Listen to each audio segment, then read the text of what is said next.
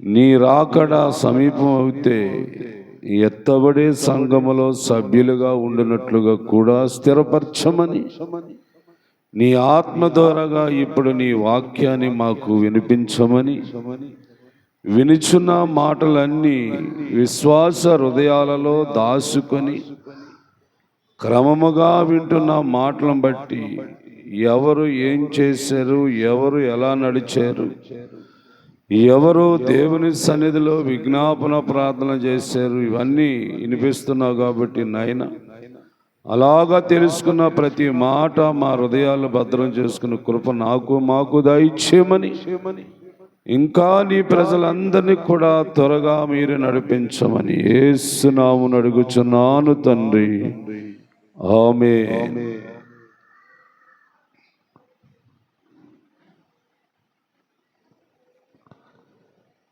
దేవునికి స్తోత్రం.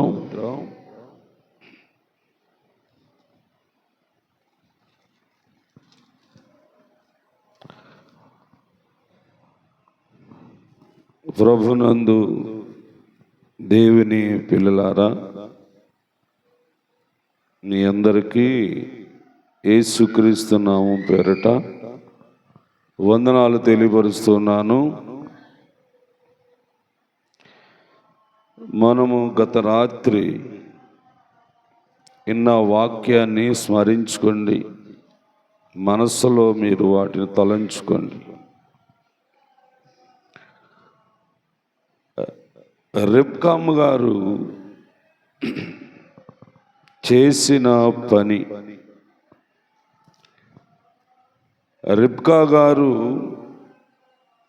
గర్భవతిగా ఉన్నప్పుడు ఆమె యెహోవా సన్నిధికి వెళ్ళి ప్రార్థనలు చేసి ప్రభుని అడిగింది.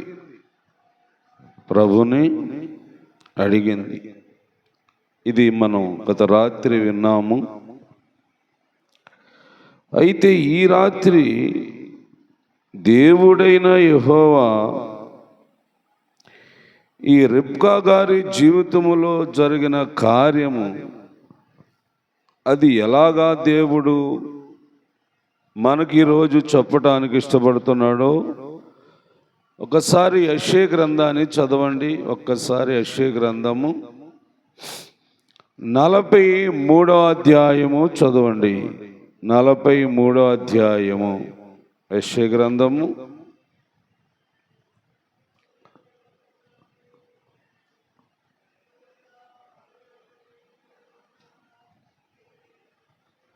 ఎవరికి దొరకలేదా? అయితే యాకోబు నిన్ను సృజించిన వాడునైనా యెహోవాను,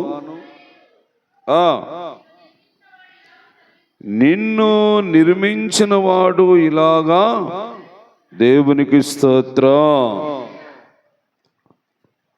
అంటే రెబ్కా గారి జీవితంలో, రెబ్కా గారు గర్భములో ఉన్న శిష్యులు ఇద్దరు కానీ దేవుని చేత ఏర్పరచబడిన వాడు యాకోబు అని రాయబడింది బైబిల్లో. యాకోబుని దేవుడు ఎప్పుడు ఏర్పరచుకున్నాడంట? తల్లి గర్భములోనే రూపింపక మునిపే దేవుడు వ్యక్తిని ఏర్పరచుకున్నాడు. దేవుని బిడ్డలారా, ఈ లోకములో జన్మించే వారందరూ చాలా వరకు జనాలు ఎక్కువగా ఉంటారు, కానీ దేవునికి కావాలి, దేవునికి ఇష్టము అనుకునే వారిని దేవుడు ఎలాగా ఈ భూమి మీదకు తీసుకొస్తున్నాడంటే మీరు ఆలోచించాలి. రెబ్కా గారు ప్రసవించే దినమందు ఈ యాకోబు ఎలాగా పుట్టాడు అని అంటే, తనకి ముందు పుట్టుచున్న వాడి మడును పట్టుకొని, నాకంటే నువ్వు ముందు వెళ్ళటానికి వేయలేదు అన్నట్లుగా యాకోబు గారు తల్లి గర్భములోనే, తల్లి ప్రసవించే సమయంలో తొలిసూరిగా పుట్టుతున్న వాడిని మడువు పట్టుకొని ఉన్నాడు యాకోబు అని మనకు బైబిల్ చెబుతుంది. అంటే ఈ సందర్భాన్ని మనం ఎలా అర్థం చేసుకోవాలి అని అంటే, ముందు పుట్టినప్పటికీ కూడా దేవునికి ఇష్టం లేనివాడైతే వాడు లోకములో ఎలా కనబడతాడు? పేరుకే పెద్దవాడు కానీ వీడు దైవ కార్యములేమీ చెయ్యలేడు. పేరుకే తొలిసూరుగా పుట్టాడు కానీ వీడి వలన ఏది కూడా నెరవేరదు. ఏమండి, ఒక సామెత ఉంది సమాజంలో, పెద్దవాడిగా పుట్టడం కంటే పందిలాగా పుట్టడం మేలు అన్నట్టుగా ఉంటుంది. అంటే ఏంటి అర్థము? తొలిసూరు పుట్టినవాడు వెనక వచ్చేవారు అందరినీ ఎత్తుకోవాలా, అందరినీ ఆడించాలా. అంటే ఈ మాటలో ఒక మాట మనం అర్థం చేసుకోవాలి ఏంటంటే, ఇటు మనుషులకు బానిస. తొలిసూరుగా పుట్టినవాడు ఎవరికి బానిస? మనుషులకు బానిసే, కానీ దేవునికి ఇష్టమైన వాడు కాడు అన్నదాన్ని మనం గ్రహించాల. ఎందుకంటే దైవ నిర్ణయము ఒకలాగుంది, మనుషుల ఆలోచన మరొకలాగుంది. మనుషుల ఆలోచన అంటే ఏంటి అంటే, దేవుడు ఏమండి ఆలోచించిన ఆలోచనను మనుషులు అర్థము చేసుకోక వారి సొంత ఆలోచనలతో మాట్లాడుతూ ఉంటున్నారు. అలా మాట్లాడేవాడు ఇస్సాకే అని కూడా మనము గుర్తించాలి. అలాగ మాట్లాడేవాడు ఎవరంట? ఇస్సాకే. చూడండి, ఇప్పుడు 27వ అధ్యాయము ఆదికాండము, 27వ అధ్యాయము ఆదికాండము చూడండి. ఇస్సాకు వృద్ధుడై అతని కన్నులకు మందదృష్టి కలిగినప్పుడు అతడు తన పెద్ద కుమారుడైన యాశావుతో, నా కుమారుడా. విన్నారా? అంటే ఇది మనుషుని యొక్క ఆలోచన, మనుషుని యొక్క అభిప్రాయం, కానీ దేవుని యొక్క ఆలోచన లేదు. దైవ సంకల్పము లేకుండానే మనుషులు చూడండి ఏమని ఆలోచిస్తున్నారు. ఎవరు పిలుస్తున్నాడు? పెద్ద కుమారుడైన యాశావును పిలుస్తున్నాడు ఇస్సాకు. ఎందుకో? నాయనా, నేను ముసలివాడిని అయిపోయాను, పెద్ద వయసు అయిపోయింది, ఇక రేపో మాపో చనిపోతాను నేను. నీవు నా కొరకు ఒక పని చేయాలి అని ఏమండి పెద్ద కొడుకి చెప్పటానికి ఇస్సాకు ఇష్టపడుతున్నాడండి. ఇస్సాకు యొక్క ఆలోచన ఏంటి? తొలిసూరు పుట్టినవాడు కాబట్టి నా పేరు నిలబెట్టేవాడు కనుక ఏమండి ఈ వ్యక్తికే నేను బాధ్యతలు అప్పగించాలి, ఈ వ్యక్తినే నేను ఏమండి దీవించాలి అనుకుంటున్నాడు ఇస్సాకు.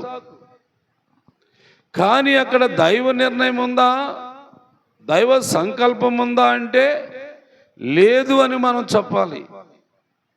కానీ మనుషుల ఆలోచనలు ఇవి. మనుషులు అనుకొని ఏమండి తొలిసూరు పుట్టినవాడే గొప్పవాడు అన్నట్లుగా, తొలిసూరు పుట్టినవాడికే నేను ఏదైనా ఇవ్వాలి అన్నట్లుగా ఏమండి మనుషుల ఆలోచన. కానీ దేవుని ఆలోచన ఎవరి మీద ఉంది? యాకోబు మీద ఉంది. ఆ ఇస్సాకు తెలుసా ఆ సంగతి? ఏమండి లేక తొలిసూరు పుట్టినవాడు యాసేపుకు తెలుసా అది?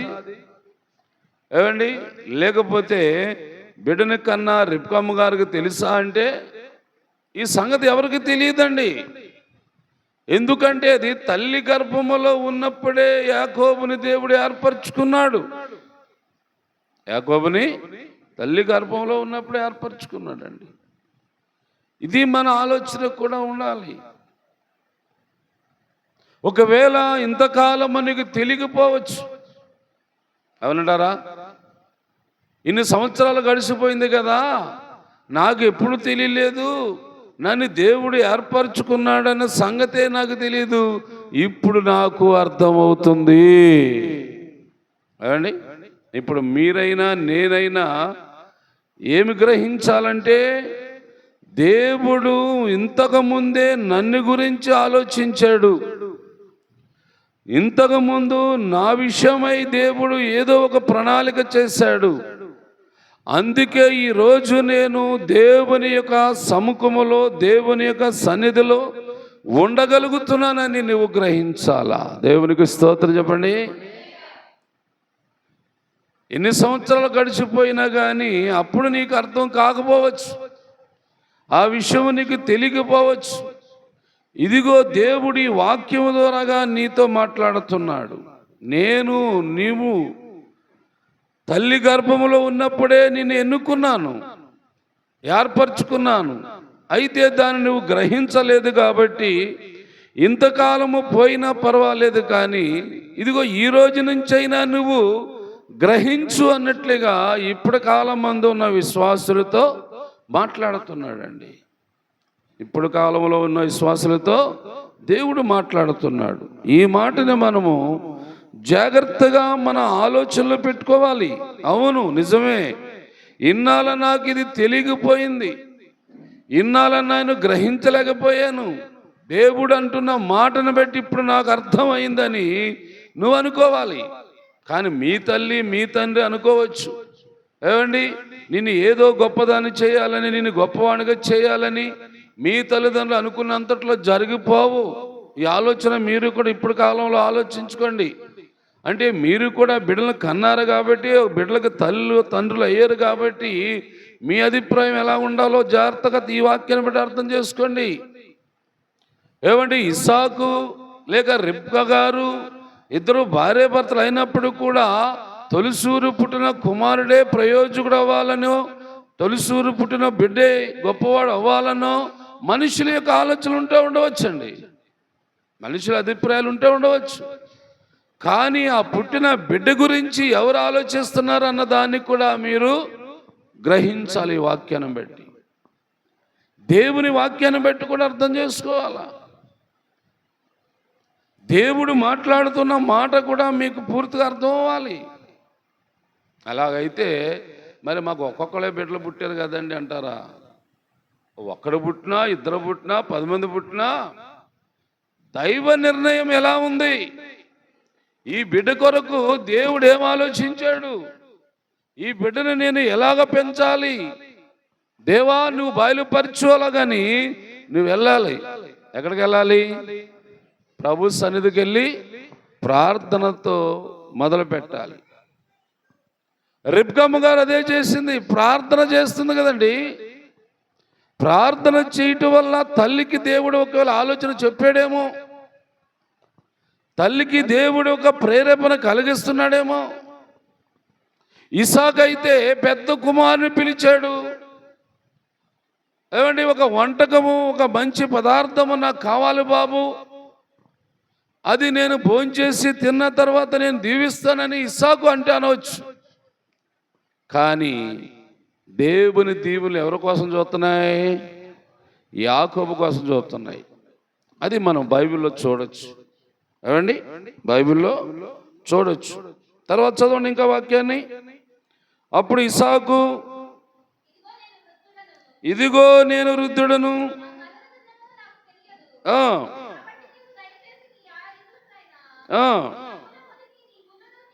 తీసుకొని తెమ్ము, చావకమునుపు నిన్ను నేను ఆశీర్వదించినట్లుగా నాకు ఇష్టమైన రుసుగల భోజనము సిద్ధపరిచి చెప్పాను. చెప్పుచుండగా అది సంగతి. ఎవరు అంటున్నారంట? రిబ్కా అంటే ఇసాకు గారేక భార్య ఆలకిస్తుంది. మరి ఈ ఆలోచన ఎలా ఉంది? తల్లి అభిప్రాయం ఎలా ఉంది? ఆలోచించండి దేవుని బిడ్డలారా. అయితే ఇక్కడ ఆశీర్వాదము, దీవెన ఈ రెండు ఉన్నాయి. ఇసాకు ఏమన్నాడంటే ఏసావుతోను, నేను నువ్వు తెచ్చిన మాంసము తిని నేను నిన్ను ఆశీర్వదిస్తానన్నాడు ఇసాకు. కానీ యాకోబు కోసం ఏమి సిద్ధపడి ఉన్నాయి? ఏమండి? దీవెనలు.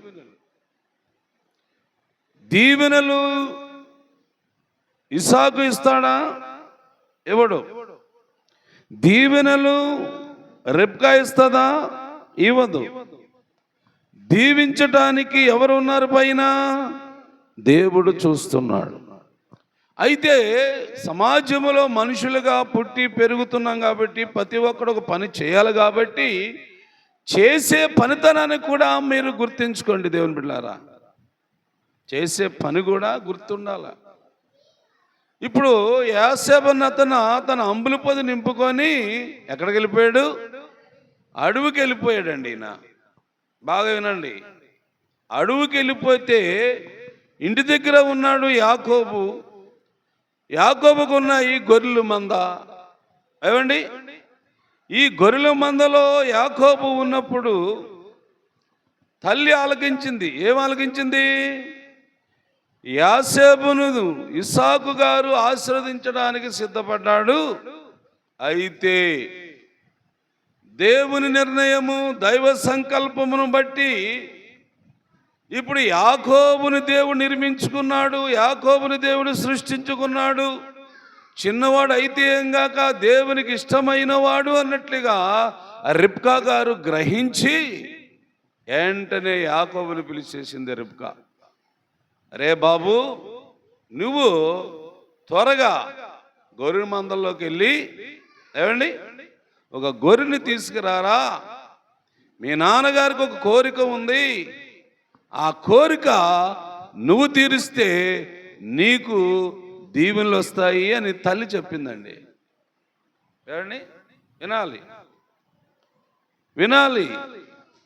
యాకోబేమో తల్లి మాటకి ఆలకించాడు, యోసేపేమో తండ్రి మాటని ఆలకించాడు. సరే, ఇద్దరు మాటలు చెప్పారు కాబట్టి ఇప్పుడు ఇస్సాకు గారి యొక్క కోరికను తీర్చడానికి ఎవరు ముందు వస్తారు? దేవునికి స్తోత్రం.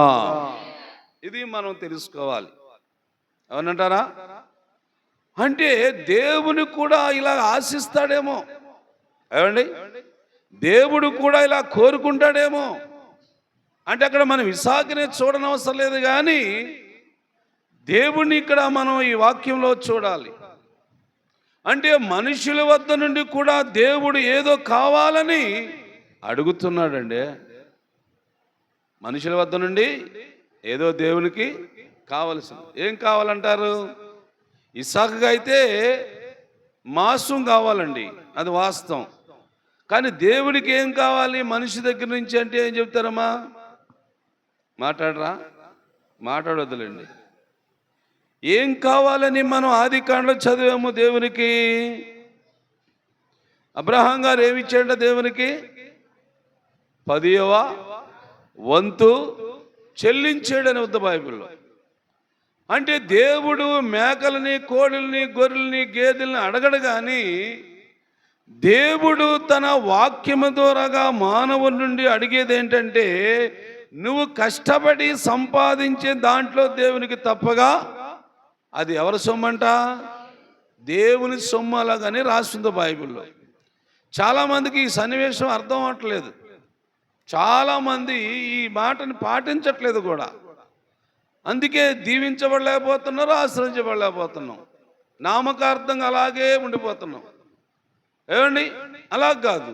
దేవునికి కావలసింది ఏదో ఉంది, దాన్ని మానవుడు చేయాలి, దాన్ని మనుష్యుడు చేయాలి. అలా త్వరగా చేయాలి, మళ్ళీ ఆలస్యం చేయకూడదు. అర్థమైందా? చేసేది కూడా ఆలస్యంగా చేయకూడదు. దాంట్లో కూడా మన అనర్థాలు జరుగుతూ ఉంటాయి. ఒక నియమం పెట్టుకొని, ఒక క్రమం పెట్టుకొని, ఆ క్రమం ప్రకారంగా ఆ పని చేయటము ప్రారంభిస్తే దేవుడు తప్పగా నిన్ను దీవిస్తాడు. ఇప్పుడు రెబ్కాము గారు యాకోబుని పిలిచి అంటది, నువ్వు గొర్రెల మందకి వెళ్ళిపోయి త్వరగా ఒక గొర్రెనో మేకనో తీసుకురారా. తల్లి చెప్పగానే వెంటనే యాకోబు బయలుదేరాడు. అంతకు ముందేమో యోసేపు అడవికి వెళ్ళిపోయాడు. ఇద్దరు వెళ్ళిన వారే. అయితే తండ్రి అయిన దేవుని కోరిక తీర్చేవాడు ఎవడో? తండ్రి అయిన దేవుని దగ్గర నుంచి దీవెనలు పొందేవారు ఎవరు అంటే బైబిల్ గ్రంథంలో రాసి ఉంది. ఆ మాట చదువుతారా ఒకసారి? అవును, ఇవగా తండ్రి వద్దకు వచ్చి, నా తండ్రి ఇదిగో, నా తండ్రి ఇదిగో, నేనే వచ్చేసా, నువ్వు కోరిన పదార్థము తీసుకొచ్చేసా. మాంసం తెచ్చాను, రొట్టె తెచ్చాను, రాత్రాసం తెచ్చాను, తీసుకో. నువ్వు కోరుకున్న కోరిక కదా ఇది, నువ్వు ఆశించి అడిగినది కదా. నేను మాత్రము నువ్వు కోరుకున్నది ఇవ్వటానికి నేను రెడీ అన్నట్లుగా యాకోబు వచ్చేసాడండి. ఏమని పిలిచాడు? తండ్రిని పేరు పెట్టి పిలిచాడా? తండ్రి, నా తండ్రి, నా తండ్రి. ఆలోచించాలి.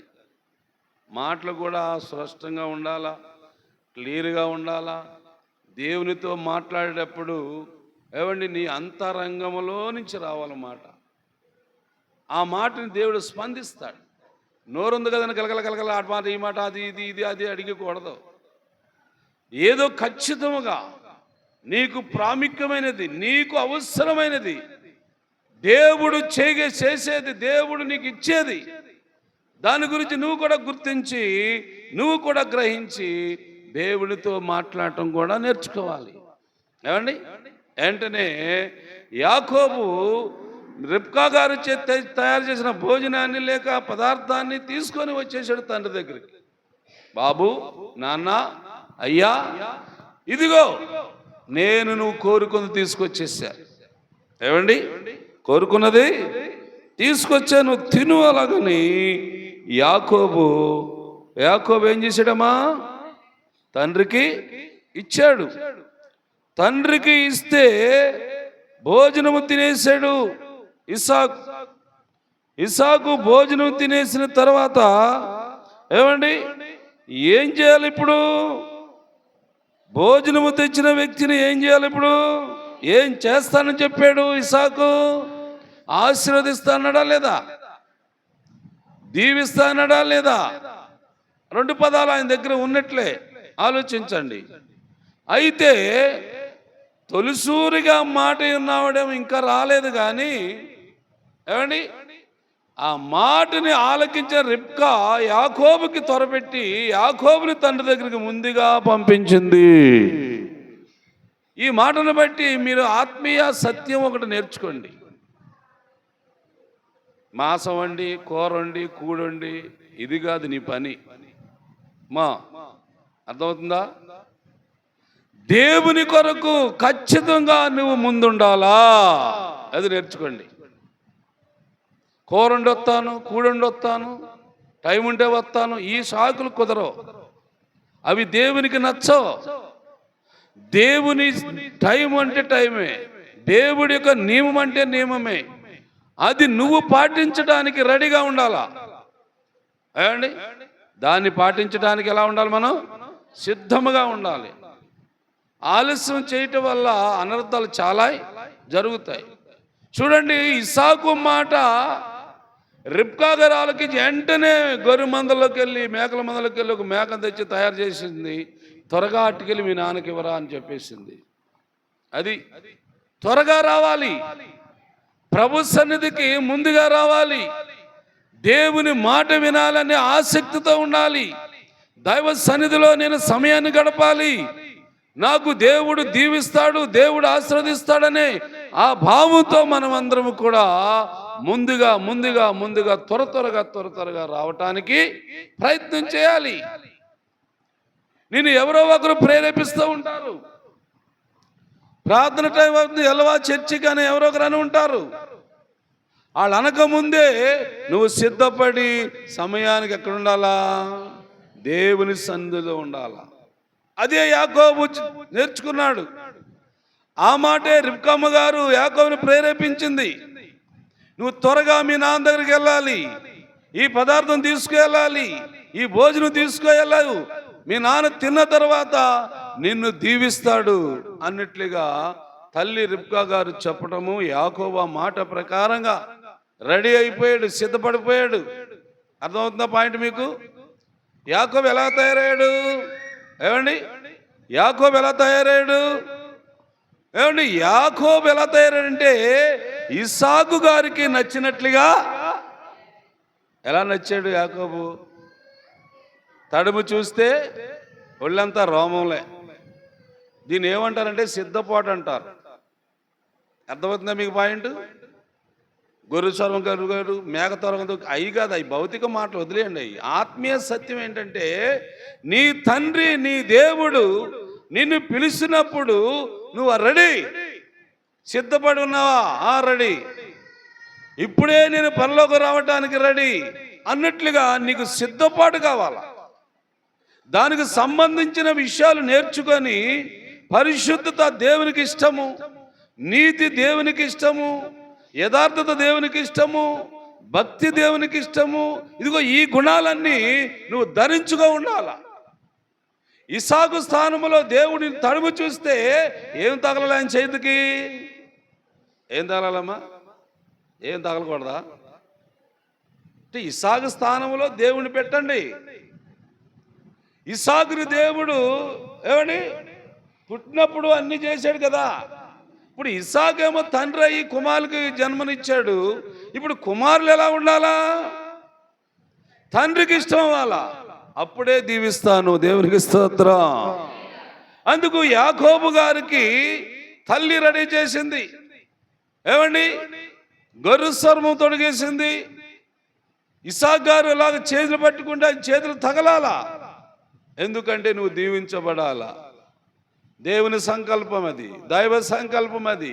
మనుషులు ఎవరిని మోసం చేసి అనకండి మీరు. దేవుని యొక్క నిర్ణయం చొప్పున యాకోబు పుట్టాడు. యాసేపు గురించి రాసింది అలాగా? ఏమండి, యాసేపు గురించి రాసింది అలాగా ఎక్కడైనా? లేదు. ఒక్క యాకోబుని గురించే. వెనక పుట్టినప్పుడు కూడా ఏమండి, తొలిసివాడు కానప్పుడు కూడా దేవుని నిర్ణయము యాకోబు మీద ఉంది, తల్లి గర్భంలో ఉండగానే. అందుకే ఇప్పుడు బయటకు వచ్చినప్పుడు ఇప్పుడు ఎక్కడ దీవించబడబోతున్నాడు? ఎక్కడ ఆశ్రయించబడబోతున్నాడు?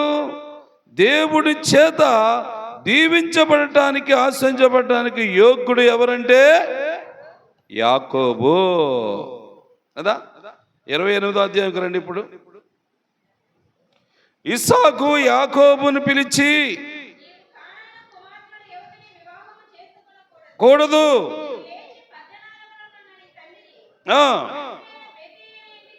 వెళ్ళి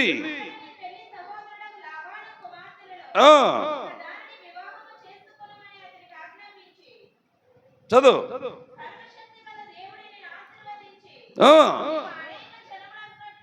అవును అవును అనగా దేశమును. అవును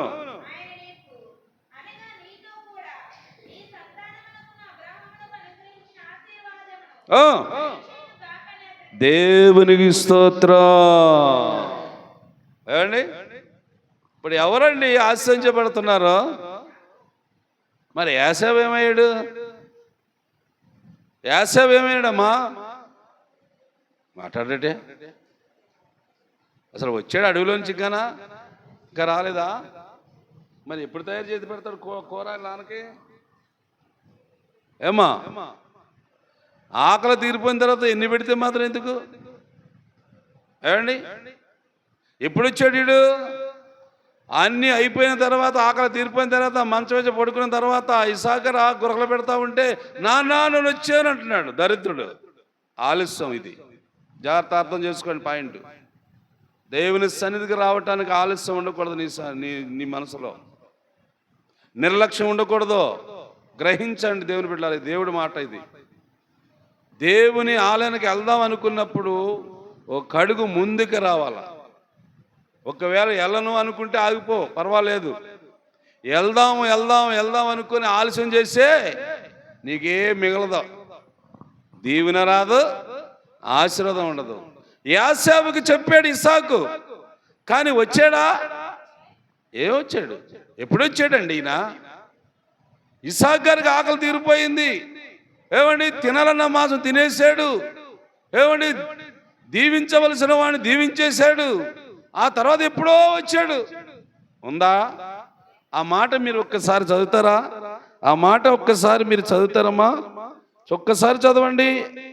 27వ అధ్యాయము 38వ వచనం చూడండి ఒకసారి. యాసేపు, నా తండ్రి, నీ యొద్ద ఒక్క దీవెనైనా లేదా? నా తండ్రి, నన్ను కూడా దీవించమని అడిగేడుతున్నాడు. మళ్ళా ఉందా దీవెన? ఎవరికి లేదు దీవెన? ఏమండి, ఆలస్యము చేసి వచ్చిన వాడికి రావడం వచ్చాడు, కానీ ఎలా వచ్చాడు? ఆలస్యం వద్దు. దేవుని బిడ్డలారా, దయించి ఆలస్యం ఉండకూడదు దేవుని కార్యాల్లో. గతకాలం వదిలేయండి అవన్నీ. గతకాలం గురించి వద్దుక. ఇక ముందున్న కాలానికి, ముందున్న సమయానికి మనము సిద్ధపరచుకొని ఒక అడుగు ముందుకేద్దాం. ముందు వచ్చి దేవుని సన్నిధిలో కూర్చుందాం. ఎందుకంటే దేవుడిని ఆశీర్వదించాలి, దేవుడిని దీవించాలి. ఏమండి, ఇప్పుడు ఇస్సాకు గురించి ఆలోచిస్తే ఇప్పుడు దీవులు ఎవరికి ఇచ్చేశాడు? ఎందుకని? ఆలస్యం చేయకుండా త్వరగా మాంసం తీసుకొచ్చి పెట్టాడు తండ్రికి. అది దైవ నిర్ణయం. అది దేవుడు ఆలకించాడు, అది దేవుడు చూశాడు. ఇప్పుడు ఇస్సాకు యాకోబుని దీవించాడు, యాకోబుని ఆశీర్వదించేశాడు. ఎవరికి లేదు ఆశీర్వాదము? ఎవరికి లేదు దీవెన? అంటే పెద్ద కుమారుడిగా పుట్టిన వాడికి లేనే లేదు. వాడు ఇంకా పొరలాడుతున్నాడు. ఇక వాడి గురించి ఒక మాట చెబుతాను మీకు, బాగా చూడండి. హెబ్రీయులకు రాసిన పత్రిక చూడండి ఒకసారి. హెబ్రీ పత్రిక 2వ అధ్యాయం 17వ వచనం చూడండి ఒకసారి. యాసేపు గురించి ఒక మాట చదివించి మళ్ళీ ఇక్కడికి వచ్చేస్తాను. బాగా ఆలోచించండి. హెబ్రీయులకు రాసిన పత్రిక 2వ అధ్యాయము 17వ వచనం.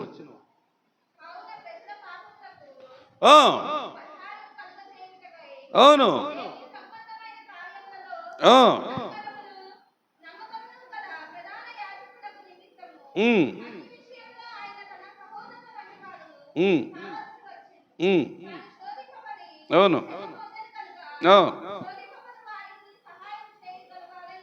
ఎంత? 2వ అధ్యాయం 17వ వచనం చదువుతుంది. చూడండి, ఒక్క పూట కూటి కొరకు జ్యేష్ఠత్వ హక్కును అమ్మివేసిన యాసేపు వంటి భ్రష్టుడైనను వ్యభిచారైనను ఉండినేమో అని ఎవరిని చూసుకోమన్నాడు? ఇప్పుడు ఎవరికి మాట? యాసేపుకా? కాదు. ఇప్పుడు ఉన్న సంఘానికి, ఇప్పుడు ఉన్న విశ్వాసులకు, పాతకాలంలో ఉన్న యాసేపును గురించి బైబిల్ రాయబడింది. ఏమని రాయబడింది? ఒక్క పూట కూటి కోసము జ్యేష్ఠ కప్పును అమ్మివేసుకున్న భ్రష్టుడైనను వ్యభిచారి అయినను ఉండినేమో అని. అంటే యాసేపులో ఎలాంటి గుణాలు ఉన్నాయి? భ్రష్టత్వం, రెండవది వ్యభిచారం అంట. లోకంలో పడిపోయాడు, లోకంలోకి వెళ్ళిపోయాడు. కానీ యాకోబులో ఉన్నాయి ఇవి. యాకోబులో ఈ గుణాలు లేవు. యాకోబుకి అందుకే దేవుని యొక్క దర్శనం ఉంది. యాకోబుకి అందుకే దేవుని యొక్క సంకల్పం ఉంది. యాకోబుని తల్లి గర్భములను దేవుడు చూసి నిర్మించాడు, రూపించాడు. బయటకు వచ్చిన తర్వాత ఇప్పుడు తండ్రిగా ఇస్సాకు గారు యాకోబుని దీవించాడు. యాకోబుని దీవించాడు, రెండవది ఆశీర్వదించాడు. రెండు వచ్చేసాయి. ఎవరికి లేవు ఇవి? యాసేపుకి లేవు. అంటే పెద్ద కొడుకు లేవు దీవెనలో. జాగ్రత్త. పెద్దవాళ్ళ వల్ల కానీ కాళ్ళు ఎగరేయకండి. ఏమండి, సమాజంలో నేను పెద్దోడును, సమాజంలో నేను పెద్దదాన్ను, లేదు ఇంట్లోనే పెద్దోడును, ఇంట్లోనే పెద్దదాన్ని అని నీ కాళ్ళు ఎగరేయకు, చెల్లబడి కాదు.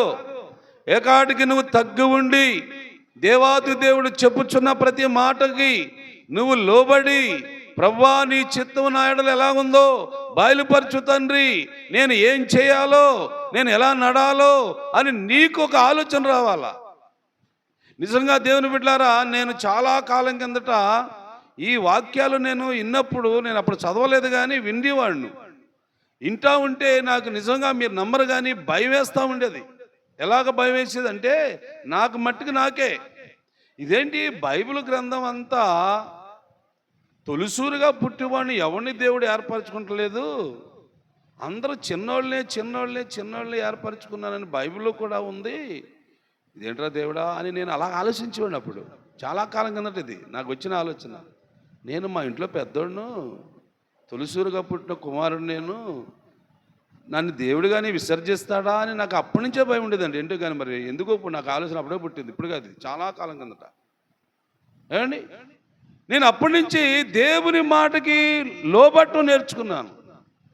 అలాగే నేను ఏదో రాజుని చేస్తాడనో, నేను ప్రధానమంత్రిని చేస్తాడనో ఆ ఉద్దేశం కాదు. అంటే దేవుడు ఒకవేళ తొలిసూరుగా పుట్టిన వాడిని విసర్జిస్తే వాడి పని ఏంటి, వాడి గతి ఏంటి, వాడు అప్పుడు నరకానికి వెళ్ళాలి కానీ పరలోకి వెళ్ళాలని లేదు కదా అనే భయం నాకు అప్పుడు ఉండేదండి. నిజంగా మీరు నమ్మరు కానీ ఈ వాక్యాలు పెట్టి ఇప్పుడు చెప్తున్నాను అన్నమాట. అలాగా నేను లోబట్టు వల్ల, అలాగా దేవుని మాట ఆలకించడం వలన, నేను ఏకాంతంగా ఎక్కువగా ప్రార్థన గడపడం వలన దేవుడు నన్ను కూడా రూపించుకున్నాడు. నాకు ఇప్పుడు అర్థమైంది. తర్వాత అర్థమైంది నేను సేవకు వచ్చిన తర్వాత. దేవుని యొక్క సంకల్పం ఉంటేనే, దైవ నిర్ణయం ఉంటేనే, ఏమంటే దేవుని ఏర్పాటు ఉంటేనే ఇలాంటి కార్యాలు చూడగలుగుతాం. దేవుని సంకల్పం లేకపోతే, దైవ నిర్ణయం లేకపోతే నువ్వు చేద్దామన్నా సరే కానీ నీ చేత చేయించుకోడు దేవుడు. జాగ్రత్త అండి, చేయించుకోడు. ఒకవేళ మనుషుల అభిప్రాయంతో, మనుషుల యొక్క ఆలోచనతో ఏదో చేద్దాంలే, ఈయన పార్సల్ చేద్దాము, ఈయన ఏదో కార్యక్రమం చేస్తాడు అన్నట్లుగా ఏం చేసినా కానీ దేవుని ఆత్మ నీ దగ్గరికి రాదు. దీన్ని గుర్తుపెట్టుకోండి, ఇది గ్రహించండి. ఇప్పుడు ఏమండి, యాకోబు పట్ల దేవుని నిర్ణయం ఉంది కనుక దైవ నిర్ణయం ఏం చేస్తుందో ఇక్కడ నుంచి చూడండి. ఇప్పుడు తండ్రి చేత ఏమయ్యాడు, దీవించబడ్డాడు, ఆశీర్వదించబడ్డాడు. ఆ తర్వాత ఈయన ప్రయాణానికి సిద్ధపడ్డాడు. ఎక్కడికి ప్రయాణం చేయాలా? ఇసాకు చెప్పాడు కదా, ఎక్కడికి వెళ్ళి పెళ్లి చేసుకోవాలంట. ఏమండి, ఆ పెళ్లి గురించి తర్వాత చూద్దాం కానీ ముందు వాక్యాన్ని విందాం. చూద్దాం. 28వ అధ్యాయము 11వ వచనం చదవండి. ఇప్పుడు ఒక చోట చేరి ప్రొద్దు గునుకునందున ఆ రాత్రి నిలిచిపోయి ఆ చోటు రాళ్ళుతో ఒకటి తీసుకొని తలగడగా చేసుకొని అక్కడ పండుకున్నాడు. అంటే ఎందుకు అక్కడికి వెళ్ళవలసి వచ్చింది అని అంటే, ఇసాకు గారు చెప్పిన మాటలే ఇవన్నీ. యాకోబుకి కూడా ఇసాకు చెప్పిన మాటలే. మనం అనుకునేది ఏంటంటే పారిపోయాడు, ఎవడో చంపేస్తాడలా కానీ తప్పించుకోవడానికి పారిపోయాడు అంటాం. కాదు కాదు కాదు, మీరు వాక్యాన్ని బాగా అర్థం చేసుకోండి. ఏమండి, ఇసాకు పంపిస్తున్నాడు ఇప్పుడు యాకోబుని అనుకోండి. మీరు ఇసాకు యాకోబును పంపించడం వల్ల ప్రయాణం చేస్తున్నాడు. ప్రయాణం చేస్తూ ఉన్నప్పుడు పొద్దు గునిగిపోయింది, ఊరిలోకి వెళ్ళకపోయాడు, ఊరు దూరం అయిపోయింది, ఇటు ఈ ఊరు దూరం అయిపోయింది, మధ్యలో ఆగిపోయాడు.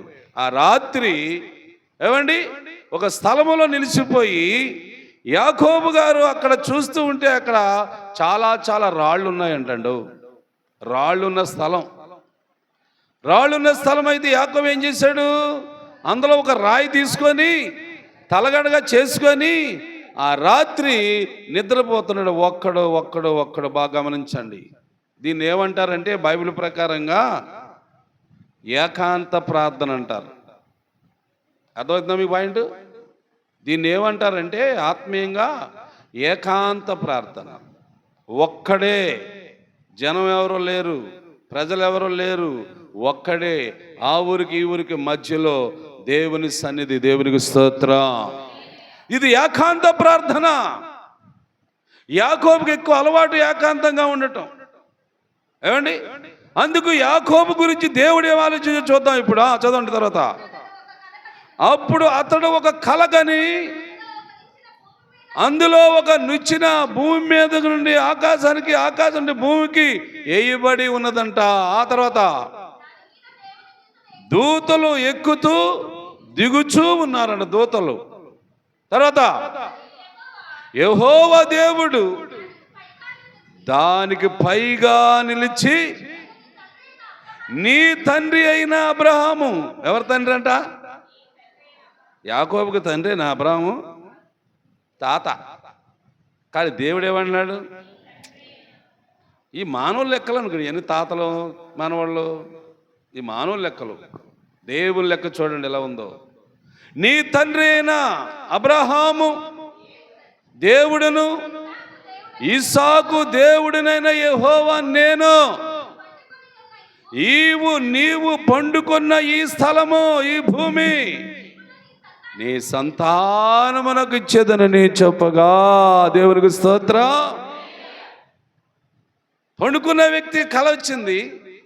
ఆ కలలో చూసిన దర్శనం ఇది. ఒక నిచ్చెన, ఏమంటే ఆ పైన దేవదూతలు దిగుతున్నారు, దానికి పైగా దేవుడని యెహోవా ఉండి మాట్లాడుతున్నాడు. ఈయన నిద్రపోతుండగానే ఈ కల వచ్చింది. ఈ కళని గురించి ఆలోచన చేస్తాం లేచి. ఏమండి, ఈ కళని గురించి లేచి ఆలోచన చేస్తున్నాడు. దేవుడు ఇంకా ఇంకా యాకోబుకి ఏం చెప్పాలనుకుంటున్నాడు? మనుషులతో సంబంధం లేదు ఇక నీకు. నేను నీకు తోడుగా రాబోతున్నాను. నీకు నేను తోడుగా ఉండి నీ వెళ్ళే ప్రతి స్థలములో, దేవునికి స్తోత్రం చెప్పండి, ఒంటరైన వాడిని దేవుడు ఏం చేస్తాడంట? ఏం చేయడా? ఏకాంత ప్రార్థన గడపండి. దేవుని సన్నిధి ఖాళీగా ఉంటుంది. మధ్యాహ్నం మాటలు వచ్చి ప్రార్థన చేసుకోండి. మీరే తోటల్లోకి పొలాల్లోకి వెళ్ళనవసరం లేదు. దేవుడు మీ దగ్గరే పెట్టాడు. ఏకాంత ప్రార్థన చేయండి, దర్శనాలు చూస్తారు. నేను చూసా, మీకు చెప్పట్లేదు కానీ నేను చూసా. ఒంటరిగా నేను చాలా సందర్భాల్లో చాలా చోట్ల గడిపా ప్రార్థనతో. అందుకే దేవుడు ఈ దీనుడికి ఈ పరిచయాన్ని అప్పగించాడు. మీరు కూడా చూడాలి దర్శనం, మీరు కూడా చూడాలి దేవుణ్ణి, మీరు కూడా వినాలి దేవుని స్వరము. అంటే మీకు ఏకాంత ప్రార్థన చాలా అవసరం. ఈ 40 దినాలు ఉపవాస ప్రార్థన కాబట్టి ఉపవాసం ఉండండి. ఒక పూట అన్నం మానేయండి, చక్కగా దేవుని సన్నిధిలో గడుపుకోండి. మీరు ఎంచేపైనా ప్రార్థన చేసుకోవచ్చు. ఎవరు రారు ఇక్కడికి, మనుషులు లేక ఉండరు. ఊరికి చివరి ఉంది మందిరము, చక్కగా నీ కొరకు ఇలా కట్టాడేమో దేవుడు. మనుషుల శబ్దాలు ఏమి నీకు వినబడకుండా దేవుని స్వరమే నీకు వినబడేట్లుగా దేవుడు చేసి పెట్టాడు. కాబట్టి దీన్ని నువ్వు ఉపయోగించుకో, దీన్ని ఉపయోగించుకోండి, బాగుపడతాం. దర్శనాలు చూద్దాం, దేవుని స్వరం విందాం, దేవుని ఆశీర్వాదం పొందుతాం. ఇదిగో చూడండి, యాకోబు ఒక్కడు ఆ రాత్రి అంతా పండుకున్న స్థలములో దేవుడు ప్రత్యక్షమైపోయాడు, యాకోబుతో మాట్లాడుతున్నాడు. ఏమండి, యాకోబు దర్శనం చూశాడు, మళ్ళా దేవుని స్వరం కూడా వినబోతున్నాడు. ఇప్పుడు దేవుడు ఏమన్నాడు? నువ్వు వెళ్ళే ప్రతి స్థలములో నిన్ను కాపాడుచు మరలా నీ తండ్రి దేశమునకు నిన్ను మరలా రప్పిస్తాను, చెప్పినది నెరవేర్చే వరకు ఎడవనని చెప్పగా, అప్పుడు యాకోబు నిద్ర నుండి మేలుకున్నాడు. ఏమా, నిద్ర నుండి మేలుకున్నాడండి. ఇదంతా నిద్రలో చూస్తున్నాడు ఆయన. నిద్రలో దర్శనము, నిద్రలో కళ, నిద్రలోనే దేవుని స్వరము, ఇవన్నీ విన్నాడు. లేచాడు, ఏమండి, తెల్లారింది, కూర్చున్నాడు. ఏంటి ఇలాంటి దర్శనం వచ్చింది నాకు అనుకున్నాడా? ఇలాంటి పీడకలు వచ్చిందని అనుకున్నాడా? లేదు, నేను ఉన్న ఈ స్థలములో దేవుడు నిశ్చయముగా ఉన్నాడు అని యాకోబు గ్రహించాడు. నేను ఉన్న స్థలంలో ఎవరున్నారంటాడు? దేవుడు ఉన్నాడంటండి, నీకోసం ఉన్నాడండి. అండి ఆలోచించండి. ఆ స్థలము ఒకప్పుడు అబ్రహాం గారు కూడా బలిపీఠం కట్టిన స్థలం అది. అబ్రహాం గారు ప్రార్థన చేసిన స్థలం అది. ఆ రాళ్ళన్నీ చెదిరిపోయి ఆ బలిపీఠం పడిపోయింది కదా. ఆలోచించండి. అదే స్థలంలో యాకోబు నిద్రపోతే దేవుడు దర్శనమిచ్చి మాట్లాడాడు. ఇప్పుడు యాకోబు కూడా ఆయన అనుకునే మాట చూద్దామా? ఆయన ఏమనుకున్నాడు యాకోబు అంటే, ఈ మాటని కూడా మనం చదువుకుందాం. 16 వచనం చూడండి. నిద్ర తెలిసి ఉన్నాడు, అది ఒకవేళ నేను గ్రహించకపోయినను ఎంతో భయంకరము, దేవుని మందిరమే కానీ మరి ఏరొకటి కాదు, పరలోకము గమని ఇది అనుకొనును. తెల్లవారినప్పుడు యాకోబు లేచి తలగడగా చేసుకున్న రాయిని స్తంభముగా నిలబెట్టి దాని కొన మీద నూనె పోసి మరియు అతడు ఆ స్థలమునకు బేతేలు అని పేరు పెట్టెను. ఏం పేరు? బేతేలు. అబ్రహాం గారు బలిపీఠం కట్టిన స్థలం అది. అంతకుముందు వాళ్ళ తాతగారు అబ్రహాం గారు బలిపీఠం కట్టి ప్రార్థన చేసే స్థలం అది. ఇప్పుడు యాకోబు అదే స్థలంలో ఏమండి ప్రార్థన చేస్తున్నాడు. దేవుడిచ్చిన దర్శనమును బట్టి గ్రహించి మళ్ళా ప్రభుతో మాట్లాడుతున్నాడు. ప్రభుకు చెబుతున్నాడు ఏమని?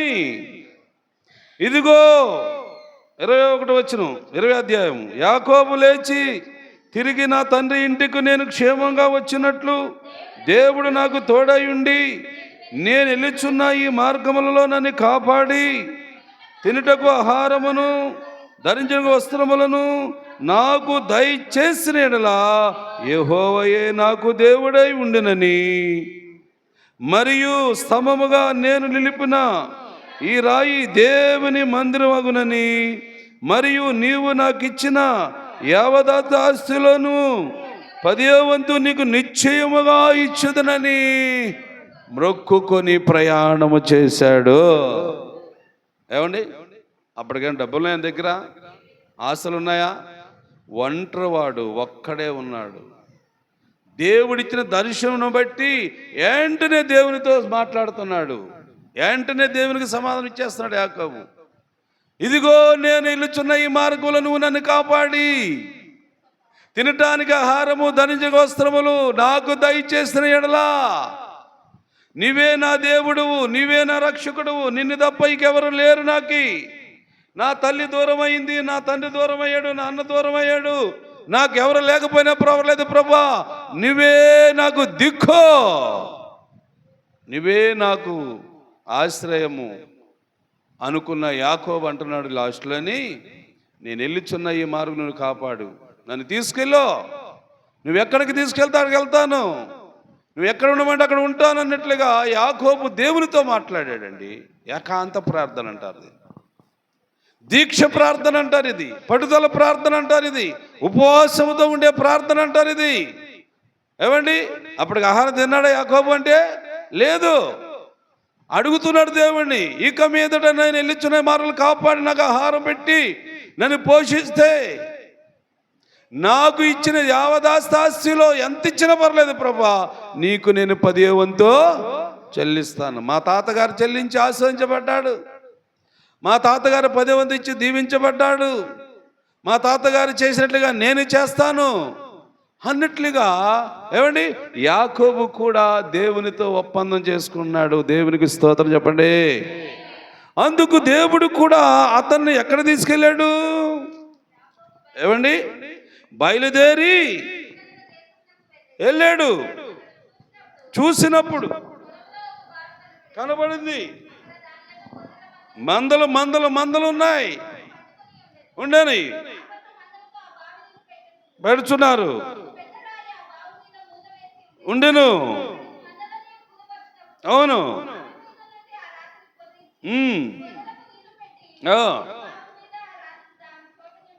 అవును, యాకోబు వారిని చూసి, అన్నలారా మీరు ఏ ఊరి వారు, ఏ ప్రదేశం వారు అని అడుగుతున్నాడండి. ఈ విషయం తెలుసుకుంటున్నాడు.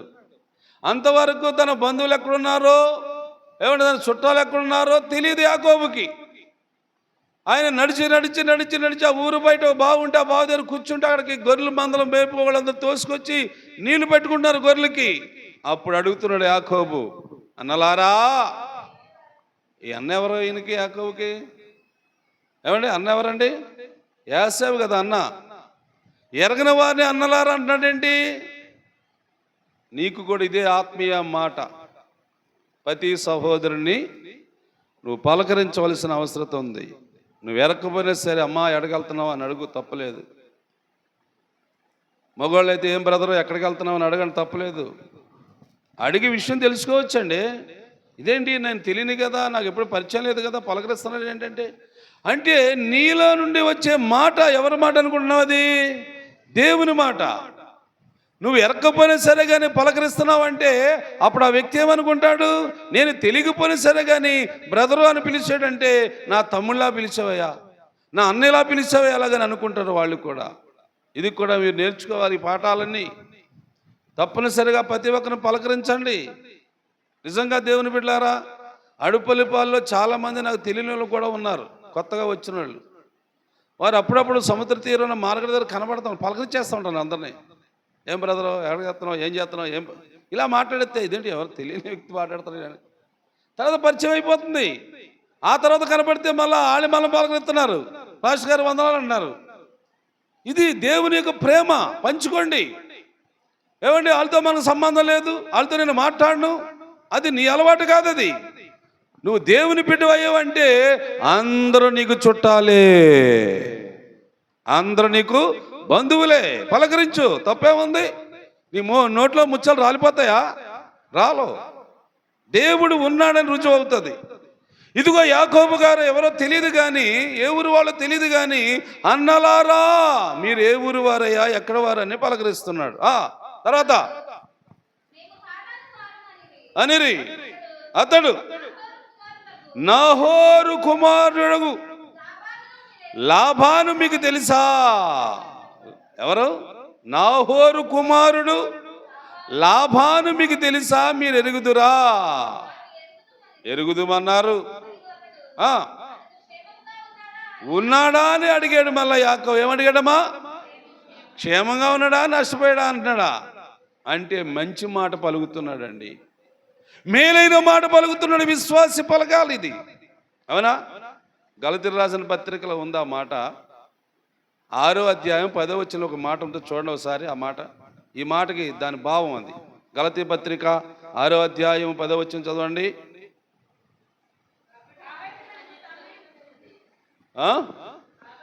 కాబట్టి మనకు సమయము దొరికే కొలది మనుషులందరి ఎడలను విశేషముగా విశ్వాస గృహమునకు చేరిన వారుమై మేలు మేలు మేలైన మాట పలకాల. అడుగుతున్నాడు యాకోబు, నాహోరు కుమారుడైన ఏమండి లాబాను క్షేమంగా ఉన్నాడా? ఏమండి క్షేమంగా ఉన్నాడా? క్షేమంగా ఉన్నాడా అని అడిగితే వారు సమాధానం ఏమిచ్చారు? క్షేమంగానే ఉన్నాడయ్యా. ఆయనకేమండి గొర్రెలు మేకల మందలు విస్తారంగా ఉన్నాయి ఆయన దగ్గర. ఆయన దగ్గర కుమార్తెలు ఉన్నారు, 2 కుమార్తెలు, మంచివాళ్ళు, చాలా చక్కని వారు, దైవభక్తి కలిగిన బిడ్డలు అన్నట్లుగా ఆ చెప్పిన వాళ్ళందరూ కూడా మాటలు వివరించి చెప్తున్నారండి. అప్పుడు ఆ ఎడ్రా తెలుసుకున్నాడు. యాకోబు లాబాను గారి ఇంటికి వెళ్ళిపోయాడు. అప్పుడు ఆయన ఏమంటాడండి? నా ఎముకయు నా మాంసమునై ఉన్నావు గనుక దేవునికి స్తోత్రం. లాబాను అంటున్నాడు యాకోబుతోను, నీవు నా ఎముక అంటే సంబంధం కదా. ఏ సంబంధం అంటారు? ఆత్మ సంబంధమా, శరీర సంబంధమా? ఇది ఎవరు చెప్పండి, ఆలోచించి చెప్పండి. ఆత్మ సంబంధం అండి, ఆత్మీయ బంధం అండి ఇది. మీరు అనుకోవచ్చు, ఏమండి లాబాను రిబ్కా అన్నా చెల్లి కదా, అందుకు రిబ్కా కడుపున పుట్టినాడు యాకోబు మేనల్లవుతాడు అనుకోవచ్చు. మీరు లోకపరమైన సంబంధాలు చెల్లవు ఇక్కడ. దైవికమైన సంబంధం, రక్త సంబంధం కాదు ఇది, ఆత్మీయ అనుబంధము. యాకోబు లాబానుతో కలిసిపోయాడు. ఇప్పుడు లాబాను యాకోబుకు ఒక పని అప్పగిస్తున్నాడు. ఆ పని చేయటానికి యాకోబు గారు ఇష్టపడ్డాడు, సమ్మతించాడు. ఆలోచించారా? ఏమండి యాకోబు యొక్క జీవితంలో ఏంటి ప్రాముఖ్యమైనది మనం చూస్తున్నాం? ఒకటి, చెప్పిన మాట వినటము. రెండు, దైవ చిత్త ప్రకారముగా జీవించటం. యాకోబు యొక్క అలవాట్లు గమనించండి. యాకోబు యొక్క అలవాట్లు ఇవి. తల్లి చెప్పింది చేశాడా లేదా? అక్కడ లాభాలు చెబుతున్నాడు, చేస్తున్నాడా లేదా? ఏమండి అంటే ఆయన మాట వినేవాడు. ఎవరు చెప్పినా సరే మాట వినటానికి ముందు సమ్మతిస్తున్నాడు. అందుకే దేవుడు కూడా యాకోబుతో మాట్లాడటానికి ఇష్టపడ్డాడు. యాకోబుకి దర్శనమిచ్చాడు, యాకోబుని ఆశీర్వదించాడు. యాకోబు తండ్రి ఆశీర్వాదము, దేవుని ఆశీర్వాదాలు అన్నీ యాకోబు మీదకి వచ్చేసాయి. ఇంకా యాకోబుని ఏమండి లాబాను అలాగా పని చేయించుకున్నాడు. పని చేస్తూ ఉంటే అక్కడేం జరుగుతుందో తెలుసా? యాకోబుని బట్టి దేవుడు ఆ గొర్రెలు మేకల మందలను విస్తారంగా దీవించేశాడండి. ఏమండి లాబాను కూడా అంటాడు, అందుకు లాబాను అతనితో, నీ కటాక్షము నా మీద ఉండిన యెడల వినుము, నిన్ను బట్టి నన్ను దేవుడు, దేవునికి స్తోత్ర. ఎవరిని బట్టి అంటామా? యాకోబును బట్టి. ఎవరు దీవించబడ్డారు? లాబా. అంటే దేవుని యొక్క వాగ్దానం ఏంటి? మొట్టమొదట నిన్ను ఆశీర్వదిస్తాను, నీ మూలముగా సమస్త జనులు కూడా ఆశీర్వదిస్తాను. ఎవరికి చెప్పాడు ఈ మాట? అబ్రహాం గారు చెప్పాడు కదా. ఈ మాట నెరవేరుతుంది. ఏమండి ఈ లాబాను అన్న అతను భక్తిపరుడో భక్తిహీనుడో తర్వాత సంగతి. ముందు యాకోబు అడుగు పెట్టిన కాడి నుంచి అక్కడ ఏం కనపడుతుంది? లాబానికి మందలు పెరిగిపోతున్నాయి విస్తారంగా. పశువుల మందలు, గొర్రెలు మేకల మందలు విస్తారంగా పెరిగిపోతా ఉంటే గ్రహించాడు. నువ్వు దేవుని సేవకుడురా, నువ్వు దేవుని బిడ్డవరా. నువ్వు అడుగుపెట్టిన నాటి నుండే నా కుటుంబము, నా వ్యాపారము, నా వలలు, నా బోటులు, ఏమండి నా వ్యవసాయం, నా పశువుల మందలు దేవుని చేత దీవించబడుతున్నాయని లాబాను కూడా గ్రహించాడు. దేవుని బిడ్డలారా, అలాగే మరి నిన్ను చూసిన ప్రజలు లేరా? ఏమా మిమ్మల్ని ఎవరు చూడట్లేదు కదా, చూస్తున్నారా? మరి చూసినప్పుడు ఏమని అన్నారు? ఎవరన్నా ఏమో మాట్లాడలేదు కదా మీతోని. మాట్లాడలేదంటే దానికి కారణం ఎవరు? ఆళ్ళు కాదు, నువ్వే. అక్కడ కనబడట్లేదు. నువ్వు కలిగి ఉన్న దేవుణ్ణి నిరూపించలేకపోతున్నావు. అది చాలా బాధాకరం అన్నమాట. విశ్వాసి క్రైస్తవుడు, దేవుణ్ణి నమ్మిన బిడ్డను నేను ఎవరిని చూపించాలి ప్రపంచానికి? ఎంతమంది చూశారు? యేసు ప్రభువుని ఎంతమంది తెలుసుకున్నారు? ఎవరు చెబితే మారిన జనమంతా. మరి నీకో అలవాటు ఉండొద్దా? ఆలోచించవు. నువ్వు నేను మారేనులే, నేను వెళ్తున్నానులే, వస్తున్నారు అంటాడే సేవకుడు. ఇదా నీ అలవాటు? కాదు. నీ చుట్టూ ఉన్న అన్ని జనులు చెప్పాలి. ఇంకా ఉన్నారు భక్తిహీనులు, అవిశ్వాసులు కూడా ఉన్నారు. ఇదిగో నీ కుమార్తె, నువ్వు మా ఇంటికి వచ్చిన కాడి నుంచి, మా ఇంట్లో అడుగుపెట్టిన కాడి నుంచి, మా కొరకు ప్రార్థన చేసిన కాడి నుంచి మేము కూడా దీవించబడ్డామని చెప్పాలా? ఆ మాట రప్పించుకోండి, అలా మీకు పుణ్యం ఉంటుంది. ఆ సాక్ష్యం సంపాదించుకోండి అమ్మా, మీకు మంచిది. మీ కుటుంబాలకి ఆశీర్వాదము, మీ కుటుంబాలకి దీవెనది. మీ ద్వారా కొంతమంది మార్పు చెందాలి. ఆ గ్రామంలో ఉన్నవారు ఎంతో కొంతమందిని మార్చడానికి ప్రయత్నం చేయండి, ఆలోచించండి. ఆలోచన చేయట్లేదు నువ్వు, అందుకే ఆగిపోయిందంతా. ఆలోచన చేసేవాడు స్వార్థ ప్రకటిస్తూ ఉంటాడు, ఆగడాడు. ఆలోచిస్తూ ఉంటాడు, ఏ మనిషిని మార్చాలా, ఏ కుటుంబం దగ్గరికి వెళ్ళాలా, ఎవరితో మాట్లాడాలా అని ఇలాగా తిరుగుతూ ఉంటాడు గ్రామాల్లో. ఆలోచన కలిగిన వాడు, ఆలోచన లేనివాడే కదలరు మెదలరు. ఏమండి, ఎక్కడేసిన గొంగలు అక్కడైనట్లుగా మీరు ఉండటం అది మంచి పద్ధతి కాదు. ఇదిగో యాకోబు చూడండి, ఏమండి, ఎరగని ఊరు వెళ్ళాడు, ఎర్రని ప్రజల మధ్యకి వెళ్ళాడు, అన్నలారని అందరితో పరిచయం చేసుకున్నాడా లేదా? చేసుకోలేదా? చేసుకున్నాడు కదా. ఏమండి, తన సొంత వాళ్ళు లేక మేనమామ అడ్రస్ తెలుసుకున్నాడా లేదా? తెలుసుకున్నాడు. తెలుసుకుని అక్కడ అడుగుపెట్టాడు. అడుగుపెట్టి వెంటనే అంటున్నాడు లాబాను, నీ కటాక్షము నా మీద ఉండిన ఎడలా నా మాట విను. ఏ మాట చెప్తాడు అనుకున్నాడు? ఏమండి, ఏ మాట చెప్తాడో, ఏదో పని చెప్తాడేమో, ఏదైనా వ్యాపారం చేయమంటాడేమో అనుకున్నాడన్న యాకోబు. లేదు, ఆయన కూడా ఆలోచిస్తున్నాడు. అప్పుడు లాభాలు అంటున్నాడు, ఏమండి, నీ వలన దేవుడు నన్ను ఆశీర్వదించాడు. నీ వలన నేను ఆశ్రయించబడ్డాను.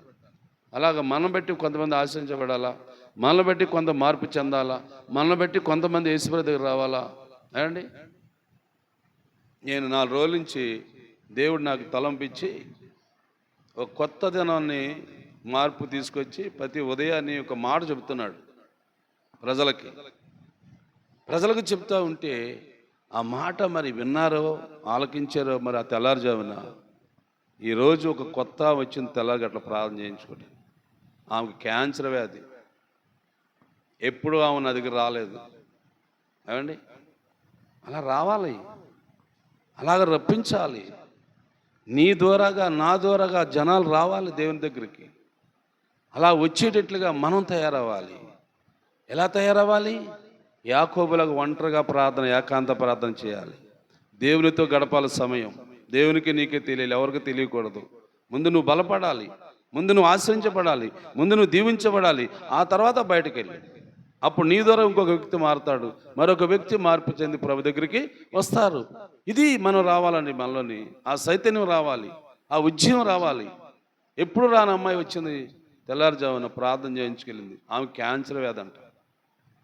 మందులు చాలా వాడాను పాస్టర్ గారు, తగ్గలేదు. డాక్టర్ల దగ్గరికి వెళ్తున్నాను, తగ్గట్లేదు. నేను ఒకటే చెప్పా, నీకంటే ముందు క్యాన్సర్ వ్యాధికి వెళ్ళా జయమ్మన్న ఆమె, నీకంటే ముందు పిక్కి జయమ్మ క్యాన్సర్ వ్యాధి, ఆమె కూడా యేసు నామములో ఆరోగ్యంతో తిరుగుతుంది, వ్యాపారం చేసుకుంటుంది. నువ్వు కూడా నమ్ము, అందరిలా కాదు, అందరిలాగా అనుకోకు. ఖచ్చితం ఇక్కడ దైవ నిర్ణయము, దేవుని సంకల్పం, పరిశుద్ధాత్ముడి సంచారం. ఇది నీకు కూడా దేవుడు చేస్తాడు. నువ్వు నమ్ము. అలాగని గట్టిగా ప్రార్థన చేశాను, పంపించాను. మళ్ళా వస్తుందా రాదా ఆమె ఇష్టం అనుకోండి.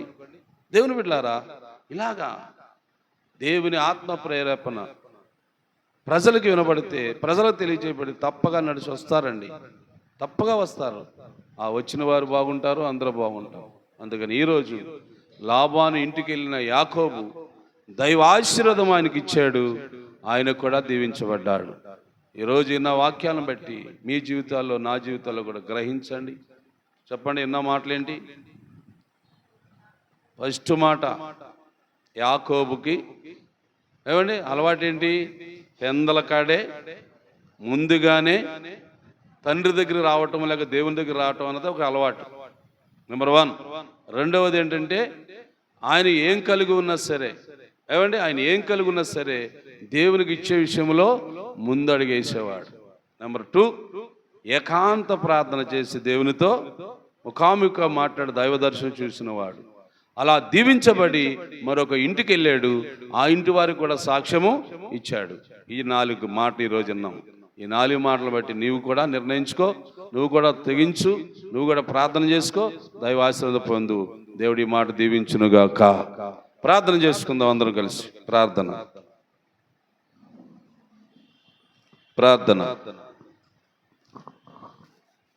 అందరూ కలిసి ప్రార్థన చేసుకుందాం. నిన్న మాటలు సామాన్య మాటలు కాదు. మీరు ఎలా ఆలకిస్తారో అది మీ ఇష్టం, ఎలాగ నడుస్తారో మీ ఇష్టం. దేవుడు మాట్లాడుతున్నాడు.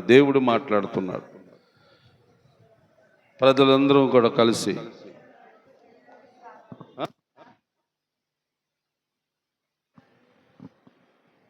ప్రార్థన ప్రార్థన. పరిశుద్ధాత్ముడా, పరిశుద్ధాత్ముడా, బలమైన నీ సన్నిధిని మాతో ఉంచి బలపరుస్తున్నవయ్యా, బలపరుస్తున్నవయ్యా, కార్యాలు చేస్తున్నవయ్యా. మీ యొక్క నామము ఘనమైన నామం అని మేము కూడా గుర్తించాము నాయన. ఇదిగో నీ భక్తుల యొక్క జీవిత చరిత్రలు మేము చదువుతూ ఉంటే మేమెందుకు అలాగా ఉండకూడదు, మేమెందుకు అలాగ మాట వినకూడదు, మేమెందుకు అలాగ చేయకూడదు, మేము ఇక్కడి నుంచి చేస్తాం, మేము ఇక్కడి నుంచి గడుపుతాం, మేము ఇక్కడి నుంచి దేవుని మాట వింటామని చాలా మందికి నువ్వు ఆలోచన ఇస్తున్నందుకు స్తోత్రము నాయన. అయ్యా, మరి నీ బిడ్డలు నాయన ప్రార్థన సహాయం కోరిన వారందరి కోసం ప్రార్థన చేస్తున్నావు తండ్రి. ప్రార్థనలు ఆలకించేవాడు నువ్వే కదా నాయన, ప్రార్థనకి బలం ఇచ్చేవాడు నువ్వే కదా ప్రభా, ప్రార్థనకి దీవెన ఇచ్చేవాడు నువ్వే కదా నాయన. ఇదిగో యాకోబుని ఎన్నుకున్న దేవుడా, తల్లి గర్భములను రూపించుకున్న దేవుడా, యాసేపు తొలిసిరుగా పుట్టాడే గాని ఏర్పాట్లు లేడు నాయన. మళ్ళా చివరికి ఆయన గురించి చెప్తుంది బైబిల్, ఆయన వ్యభిచారి, దుష్టుడు అన్నిట్లుగా నాయన బైబిల్ గ్రంథమే బోధిస్తుంది తండ్రి. అలా కాకుండా నాయన ప్రార్థనాపరుడు యాకోబు, మాట వినేవాడు యాకోబు, ముందుగా దేవుని సన్నిధికి వచ్చేవాడు యాకోబు, దేవునికి ఇచ్చేవాడు యాకోబు అని. అందుకే నాయన యాకోబును బట్టి లాభాను దీవించబడ్డాడు కూడా, ఆశ్రయించబడ్డాడు కదా నాయన. అలాగే మేము అనేకులకు దీవునికరంగా ఉండాలి, అనేకులకు ఆశ్రయకరంగా ఉండాలి. మా మూలముగా సమస్త జనులు కూడా శిష్యులు అవ్వాలి, మా మూలంగా అన్ని జనులు కూడా మార్పు చెందాలి, వారు కూడా రావాలి, వస్తారు నాయన, నడిపిస్తావా. స్తోత్రము తండ్రి. ఇదిగో నాయన మరి నీ బిడ్డలు సంఘముగా విశ్వాసులుగా సమకూర్చబడుతూ ఉన్నారు ఈ వాక్యాన్ని బట్టి నాయన. ఇక రాబోయే దినాలైనా క్రమముగా టయానికి వచ్చి నా దేవుని ఆరాధించాలి, నా దేవుని స్తుతించాలని నీ బిడ్డలు కూడా నేను అనుకొని అలాగ చేసుకొని నీ వల్ల దీవెనలు ఆశీర్వాదం పొందినట్లుగా ప్రతి బిడ్డని ఆత్మ ప్రేరేపణతో నీవే నడిపించు నాయన, సిద్ధపరచు ప్రభా. నీ యొక్క నామాన్ని బట్టి, నీ యొక్క ఆత్మను బట్టి, నీ యొక్క సన్నిధానములో నీ పిల్లలు ఉజ్జీవంతో ఉండాలి కదా నాయన. ఈ ప్రార్థనలన్నీ కూడా మాకు, మా బిడ్డలకి, మా కుటుంబాలకి మేలుకరముగా జరిగించమని ప్రార్థిస్తున్నాను దేవా. అయ్యా, మరి ఉదయకాలం మందు ప్రార్థన చేయించుకుని వచ్చిన కుమార్తె నాయన క్యాన్సర్ గెట్లు ఉన్నాయని, అయ్యా దాని కొరకు మందులు వాడుతున్నాడు, డాక్టర్కి ఏం తగ్గట్లేదని బాధపడుతూ వచ్చింది నాయన, నమ్మకంతో వచ్చింది నాయన, నీ సన్నిధికి వచ్చింది ప్రభా. ఆ కుమార్తెను కూడా మీరు ముట్టి ఆ క్యాన్సర్ గెట్లను కరిగించి ఆరోగ్యం పొందుకొని ఆనందంగా ఉన్నట్టుగా ఆ బిడ్డకు నువ్వు సహాయం చేయండి. అలాగే మోకాళ్ళ నొప్పులతో బాధపడే బిడ్డలు ఉన్నారు, శరీరంలో అనేక రకమైన వ్యాధులతో ఉన్నారు. ప్రతి ఒక్కరిని ప్రభు నీ గాయపడిన హస్తాలతో ముట్టి అరికాలు మొదలుకు నడునెత్తి వరకు ప్రతి నరము, కీళ్ళు, ఎముకలు, అయా ప్రభు శరీర భాగములన్నింటిలో కూడా మీ శక్తిని ప్రోక్షించి ఉన్న బలహీనతను బయటకు పంపించమని ఈ బిడ్డలందరినీ కూడా నీ పరిశుద్ధాత్మతో నింపి, పరిశుద్ధాత్మ అభిషేకంతో నింపి ఆత్మపూర్లుగా నడిపించబట్టకు సహాయం చేయమని యేసు నామమున అడుగుచున్నాను తండ్రి. పరలోకమందున్న మా తండ్రి,